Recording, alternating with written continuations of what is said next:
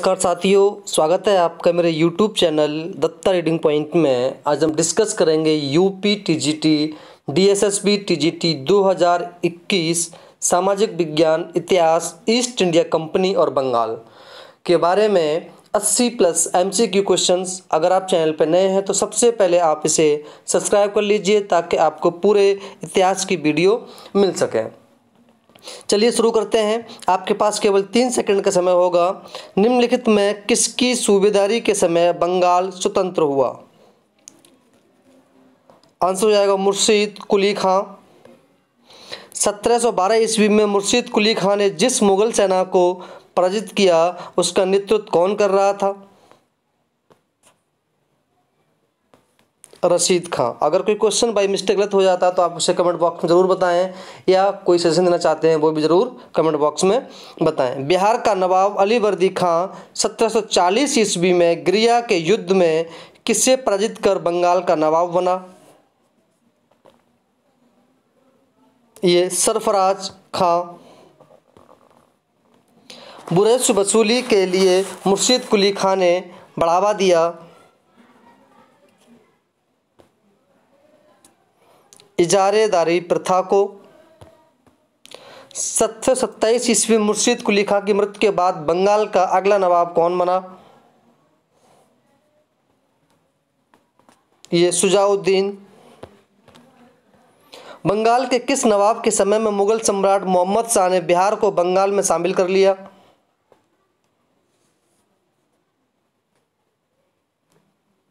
शुजाउद्दीन। अली वर्दी खां ने बंगाल में अंग्रेजों और फ्रांसीसियों को क्रम से उनकी किस बस्ती की किलेबंदी का विरोध किया? कलकत्ता चंद्रनगर। 1742 से 51 के बीच अली वर्दी खां को कई बार संघर्ष करना पड़ा।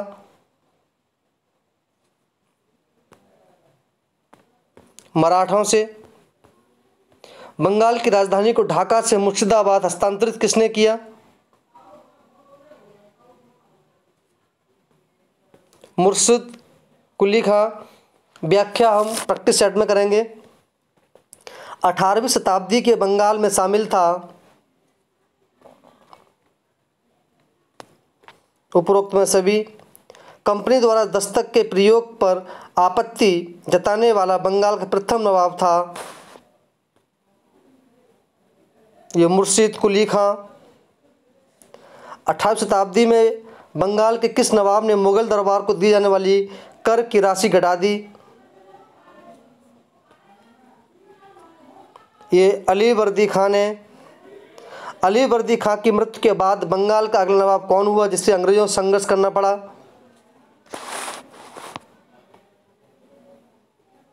सिराजुद्दौला।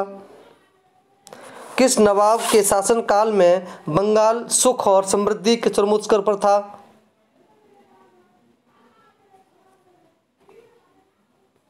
उपरोक्त में सभी। सिराजुद्दौला का बंगाल का नवाब कब बना? 1756 ईस्वी में। 1717 ईस्वी में किस मुगल सम्राट द्वारा दस्तक की सुविधा अंग्रेजों ईस्ट इंडिया कंपनी को प्रदान की गई?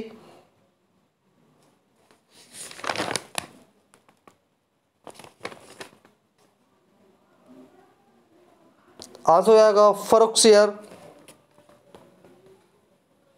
सिराजुद्दौला फोर्ट विलियम पर कब अधिकार किया गया?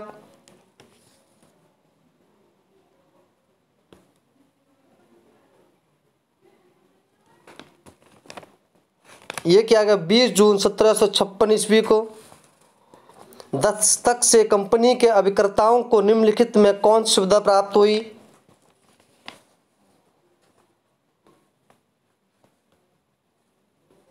तो यहाँ बिना चुंगी दिए प्रांत के अंदर व्यापार करने की सुविधा। काल कोठरी ब्लैक होल की घटना कब घटी? ये 20 जून 1756 ईस्वी को। सिराजुद्दौला ने निम्नलिखित में किसका नाम बदलकर अली नगर रख दिया?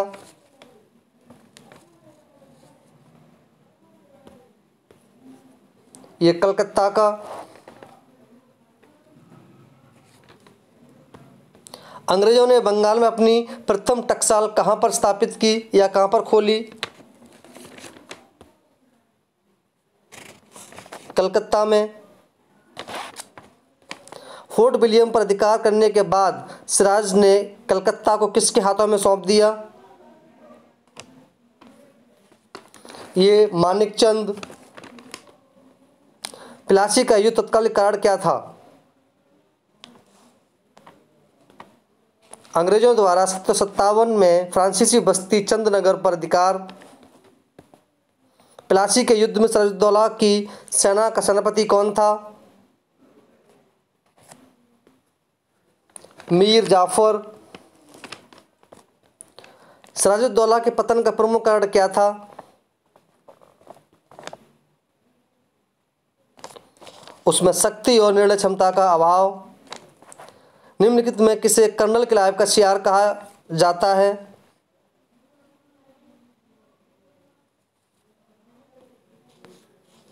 मीर जाफर को। प्लासी के युद्ध के बाद बंगाल नवाब बनने का वायदा अंग्रेजों ने किसको किया था?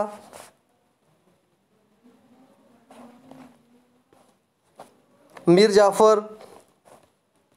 प्लासी का युद्ध कब हुआ?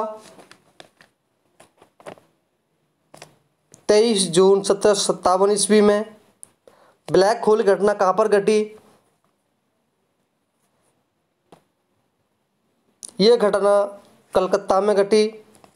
प्लासी में क्लाइव की सफलता ने बंगाल में युद्ध तथा राजनीतिक का एक अत्यंत विस्तृत क्षेत्र अंग्रेजों के लिए खोल दिया। यह कथन किसका था? Alfred loyal. निम्न में से कौन सा सही सुमेलित है? जगत सेठ बंगाल का प्रसिद्ध सेठ। 27 जून 1757 को भारत में मध्यकालीन युग का अंत हो गया और आधुनिक युग का शुभारंभ हुआ। यह कथन किसका है? सर यदुनाथ सरकार का। सिराजुद्दौला के साथ विश्वासघात करने वाला मानिकचंद था। कलकत्ता का प्रभारी अधिकारी। प्लासी एक सौदा था जिसमें बंगाल के धनी लोगों और मीर जाफर नवाब को अंग्रेजों के हाथों बेच दिया। यह कथन किसका? यह कथन के.एम. पडिक्कर। प्लासी के बाद बंगाल में अंग्रेज सत्ता की स्थापना की दिशा में अंग्रेजों द्वारा जीता गया दूसरा महत्वपूर्ण युद्ध कौन सा था? ये बेदरा का युद्ध।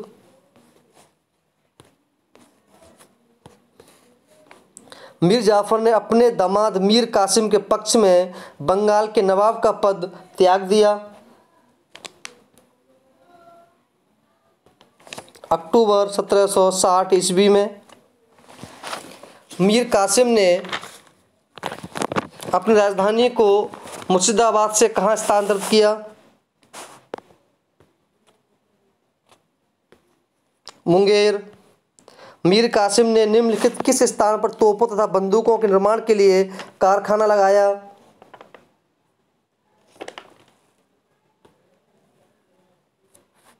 ये लगाया गया मुंगेर में। मीर कासिम के शासनकाल को किस इतिहासकार ने खुली और बेशर्म लूट का काल कहा? ये पर्सिवल स्पीयर ने। अंग्रेजों एवं मीर कासिम के बीच संघर्ष का क्या कारण बना?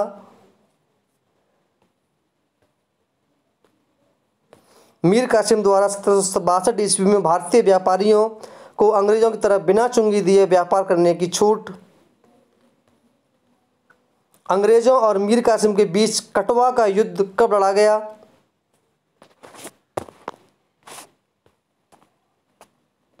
ये 19 जुलाई 1763 ईस्वी को। मीर जाफर को बंगाल के नवाब का पद पुनः कब प्राप्त हुआ? 1763 ईस्वी को। 1763 ईस्वी में मीर कासिम द्वारा बनाए गए सैन्य गठबंधन में कौन शामिल नहीं था?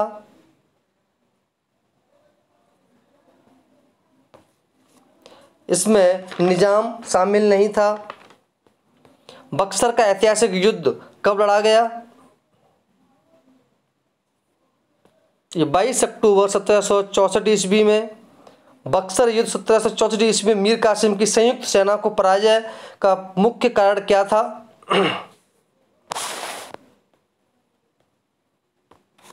भारतीय सेना और राज्य व्यवस्था में अंतर्निहित दोष। बक्सर युद्ध में अंग्रेजी सेना का सेनापति कौन था?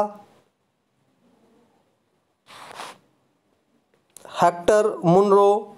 बक्सर का युद्ध ऐतिहासिक दृष्टि से प्लासी के युद्ध से अधिक महत्वपूर्ण था क्योंकि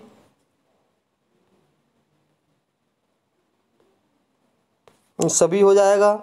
मीर जाफर ने क्लाइव द्वारा किए गए उपकारों का बदला किस रूप में चुकाया? उपरोक्त में सभी। 1760 ईस्वी में क्लाइव किस रूप में मद्रास पहुंचा? ये क्लर्क के रूप में। क्लाइव किस रूप में सर्वप्रथम बंगाल पहुंचा? यहां पर सेनापति के रूप में। क्लाइव पहली बार बंगाल का गवर्नर जनरल बना।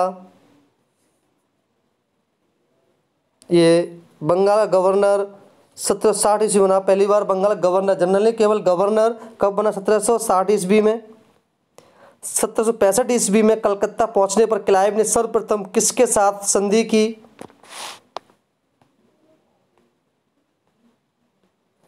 मुगल बादशाह शाह आलम द्वितीय। रॉबर्ट क्लाइव ने अपने द्वितीय कार्यकाल में किस उद्देश्य से बंगाल आया?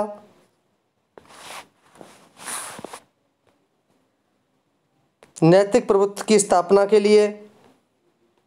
अपने द्वितीय कार्यकाल में क्लाइव ने निम्नलिखित में किस से संधि की?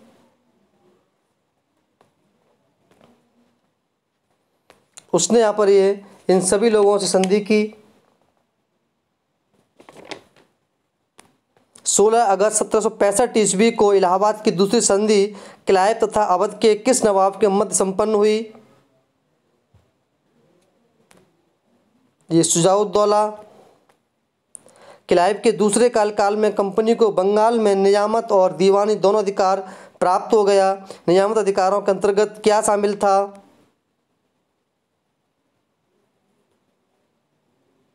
यहाँ उपरोक्त में सभी व्यवस्था, आक्रमण, विदेशी मामले, सुरक्षा। कंपनी को प्राप्त दीवानी अधिकारों में शामिल था उपरोक्त में दोनों। बंगाल में प्रारंभ हुए द्वैत शासन व्यवस्था की विशेषताएं क्या थीं? यहाँ पर पढ़ लेंगे आप यहाँ सभी व्यवस्थाएं। द्वैत शासन के तहत बंगाल और बिहार का नायब तहत दीवान क्रम से नियुक्त किया गया।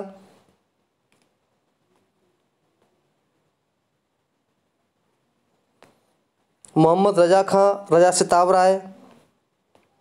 द्वैत शासन के महत्वपूर्ण दोषों में शामिल है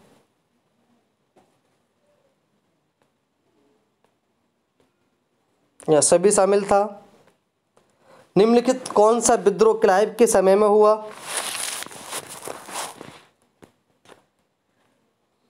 श्वेत विद्रोह।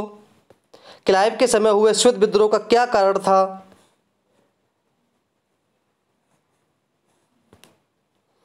शांति काल में मिलने वाले दोहरे भत्ते की समाप्ति।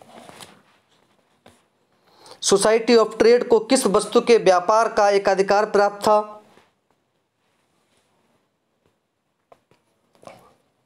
यह हो जाएगा उपरोक्त में सभी। इंग्लैंड वापस लौटने पर क्लाइव को किस उपाधि से सम्मानित किया गया?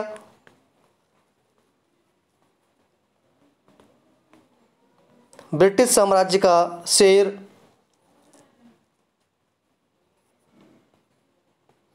क्लाइव अपने द्वितीय कार्यकाल की समाप्ति के बाद कब इंग्लैंड वापस पहुंचा? 1763 ईस्वी में। निम्नलिखित वाक्यों में कौन क्लाइव से संबंधित नहीं है?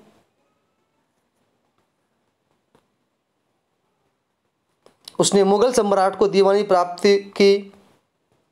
बक्सर के युद्ध के समय बंगाल का नवाब कौन था?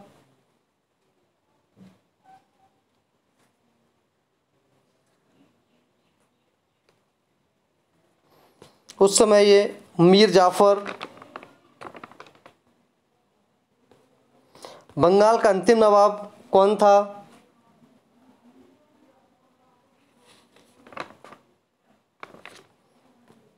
मुबारकुद्दौला। बंगाल में प्राप्त हुआ कौन सी बस्ती थी जिसका यहाँ से मुख्यतः निर्यात किया जाता था?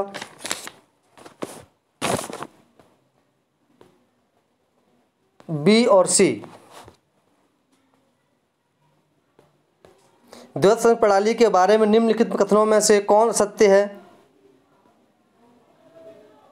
कंपनी की राजनीतिक स्थिति कमजोर हुई। कलकत्ता की स्थापना से पहले बंगाल में अंग्रेजों की विशालतम बस्ती कौन सी थी? यह हुगली। बंगाल वाणिज्यिक दृष्टिकोण से एक महत्वपूर्ण सूबा था जहां पर ये उपरोक्त में सभी। बंगाल, बिहार एवं उड़ीसा में कंपनी को मुक्त व्यापार की अनुमति किसने दी? ये मीर जाफर ने। बंगाल का वो कौन सा नवाब था जो इरादेदारी कहलाने वाले अपने प्रतिनिधियों के माध्यम से रैयतों से सीधे राजस्व एकत्रित करता था?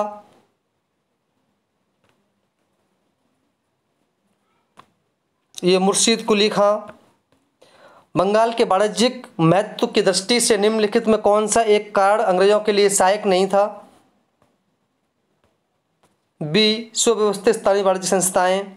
प्लासी युद्ध से पूर्व अंग्रेजों के साथ मिलकर नवाबों के विरुद्ध संयुक्त किसने किया? उपरोक्त में सभी ने। अंग्रेजों ने किस आधार पर मीर जाफर गद्दी से हटाए जाने का नया संकट ठहराया? ए और बी। 1760 में बंगाल की क्रांति को किस संदर्भ में उल्लेखित किया गया? मीर जाफर को हटाकर मीर कासिम को नवाब बनाना। बंगाल का प्रथम गवर्नर जनरल कौन था? सभी जानते हैं, वारेन हेस्टिंग। नवाब मीर जाफर किस रोग से पीड़ित था? यह कुष्ठ कोढ़ रोग से। बंगाल के किस नवाब ने राज्य के समस्त सारा राजस्व को 50 लाख रुपए वार्षिक पेंशन के बदले में अंग्रेजों के साथ सौंप दिया? नजमुद्दौला।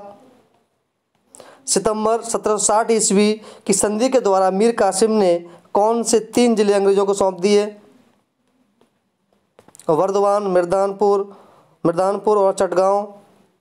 1785 ईस्वी में किसने बंगाल के समकालीन नवाब को बेताल, फैंटम या छाया पुरुष, घास फूस का आदमी कहा? कलकत्ता के सर्वोच्च न्यायालय के न्यायाधीश। स्थायी बंदोबस्त के अंतर्गत जमींदारों द्वारा किसान से वसूल किए जाने वाले लगान का कितना प्रतिशत अंश कंपनी को दिया जाता था?